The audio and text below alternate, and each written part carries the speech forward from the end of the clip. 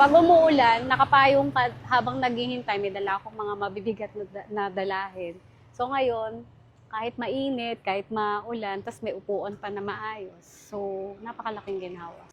Nakikita ko na mas maganda ngayon kasi yung safety ng mga estudyante is na-improve.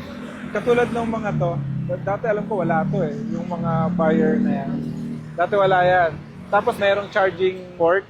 So malaking bagay yun kasi kailangan nilang, lalo ng mga estudyante, kailangan nila ng communication. May magagamit sila kahit nasa labas sila ng school. Sa akin lang, mas okay kasi, kunyari, pag malakas yung ulan, pag may hinihintay sila, mag-aabang na lang dito. Kunyari, katulad ko, parents, naghihintay din dito.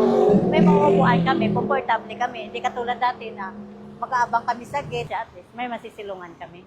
Dati po kasi, ma'am, nung dumadaan po ako rito, nung wala po, madilim ang area. Tapos medyo nakakatakot, ma'am, kasi gawa madilim nga. Hindi tayo palagay, lalo kung isang magulang na may anak na mag-aaral o uwi ng gabi, ay napakalaking bagay po yung PUV stand.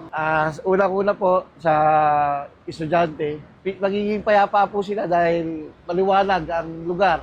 Mga estudyante natin na lalabas ng school, uwian, diyan po dumidiretso para po mag-abang ng mga jeep. Nakakatipid ang solar power na natin.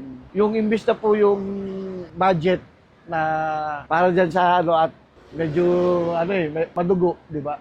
Kasi araw-araw. Kung solar power po na ginawa ng LGU po, ang laking tipid po.